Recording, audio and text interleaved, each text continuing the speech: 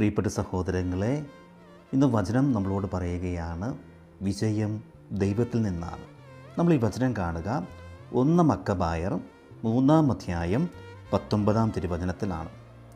സൈന്യത്തിൻ്റെ വലിപ്പത്തെ ആശ്രയിച്ചല്ല യുദ്ധത്തിൻ്റെ വിജയം, ശക്തി ദൈവത്തിൽ നിന്നുമാണ് വരുന്നത്. ഹല്ലേലൂയ, യേശുവേ നന്ദി. പ്രിയപ്പെട്ടവരുടെ ചരിത്രം ഇതാണ്. യൂദാസ് ഇസ്രായേൽ സൈന്യവുമായിട്ട് യുദ്ധത്തിന് പോവുകയാണ്. അപ്പോളോണിയൂസിനും വിജാതിയർക്കും അവർ വലിയൊരു സൈന്യമായിട്ട് വന്നിരിക്കുന്നത്. അപ്പോൾ യൂദാസിൻ്റെ കൂടെയുള്ളവർ പറയുകയാണോ, അതായത് വലിയൊരു സൈന്യം, നമുക്ക് എങ്ങനെ ഇവരുമായിട്ട് ഏറ്റുമുട്ടാനായിട്ട് സാധിക്കും? അപ്പോൾ പറയുകയാണ് യൂദാസ്, സൈന്യത്തിൻ്റെ വലിപ്പത്തെ ആശ്രയിച്ചല്ല യുദ്ധത്തിൻ്റെ വിജയം, ശക്തി ദൈവത്തിൽ നിന്നാണ്. ഹല്ലേലൂയ. തുടർന്നുള്ള യുദ്ധത്തിൽ യൂദാസും അനുചരന്മാരും വിജയിക്കുകയാണ്. ഹല്ലേലൂയ. പ്രിയപ്പെട്ടവരെ ഓർക്കുക, വിജയം നൽകുന്നത് ദൈവമാണ്. അതുകൊണ്ട് ദൈവത്തിൽ ആശ്രയിച്ച് മുന്നോട്ട് പോവുക.